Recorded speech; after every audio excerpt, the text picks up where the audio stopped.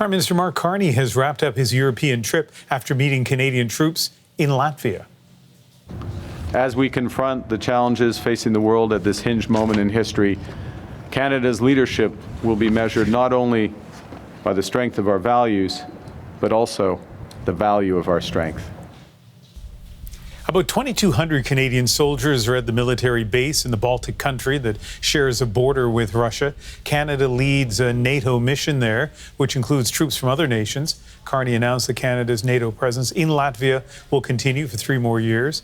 Ottawa is increasing pay for soldiers deployed in danger zones and says it's aiming to replace equipment needed by troops. Carney's trip also included stops in Ukraine and Germany, where Canada hopes to strengthen trade as well as military ties. Well, to understand what all of this means in terms of the deployments for our military's capacity, let's bring in Christian Leuprecht, who is in Kingston, Ontario, a professor at the Royal Military College of Canada and the editor-in-chief of the Canadian Military Journal. And Christian, Prime Minister Carney said that Canada will keep troops in Latvia through to 2029. Does the military have the capacity to do this? Well, it is a big commitment already. I mean, there's 2,000 soldiers there now, going to 2,200 in 2026. It's a brigade-size strength. We only have 3 mechanized brigades. Each of these is staffed at about 2/3 the level that it needs to be. So this is a doable mission, but it is a significant challenge for the Canadian Armed Forces to sustain. And we also don't really have entirely the equipment to do this. For instance, the air defense that government has quickly acquired. But nonetheless, if Canada would not renew this commitment, Operation Reinsurance and the Enhanced Forward Presence would likely fall apart. The US would likely draw down its troops further in Poland. So Canada is really a key linchpin to keeping this coalition together. So renewing the commitment is one thing, but Carney also didn't rule out the possibility of sending Canadian troops to Ukraine. What about fulfilling both of those operations at the same time? Well, it's not going to happen. Well, first, we'd actually need a mission in Ukraine that is viable, and I don't see that in the foreseeable future. But even if there was such a mission, for Canada, it would be a zero-sum game because there is no more equipment to send. There are no more soldiers to send. And so would we really draw down soldiers to protect a NATO member country in order to then redeploy them to Ukraine and effectively significantly lengthen the potential front where we need to deter Russia? The other issue is, of course, that we would need battle capabilities in Ukraine, very significant such capabilities. And the Prime Minister himself has tasked the Canadian Armed Forces with being ready for large maneuver warfare by 2030. So the government has effectively admitted that the Canadian Armed Forces in its current state cannot actually engage in the type of warfare that would be needed, both to train and secure Ukrainian troops and to effectively deter Russia in a very dangerous environment. We did, as you know, a cross-country checkup on the issue of Canada's military readiness and some really eye-opening information from the annual report. What are the biggest gaps in Canadian military readiness?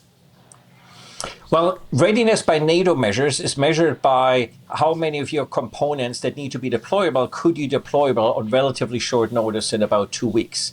And Canada's readiness readies have atrophied from about 90% even 5 years ago to about 50% now. And so this is a serious indictment of the consistent underspending on both defense and capitalization. So Canada, of course, for a long time was the only country that underspent on both NATO commitments. But look, I mean, we need to acquire submarines. We need to acquire artillery pieces. We need to acquire main battle tanks. We have serious deficiencies on air defense. We're trying to build up cyber capabilities. As you know, the frigates are still years away that we started building and conceptualizing more than 10 years ago.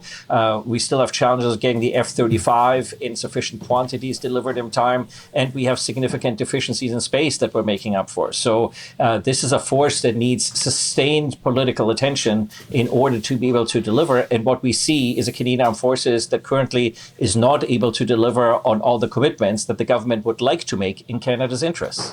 One last thing, Christian, you're talking about big, expensive pieces of military hardware. What about people? How's Canada's military doing when it comes to recruitment? What does it need to do?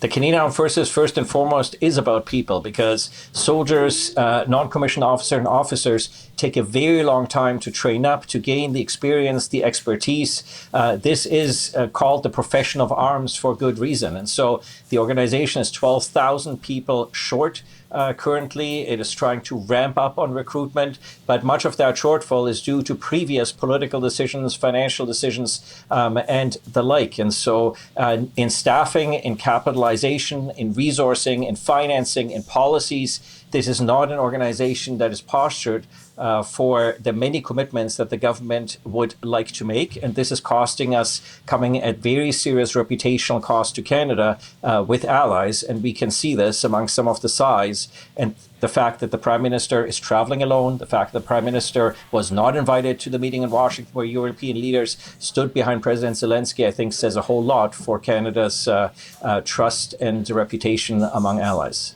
Christian, always great speaking with you. Christian Leuprecht, professor at Royal Military College of Canada and Queen's University, and the editor-in-chief of the Canadian Military Journal.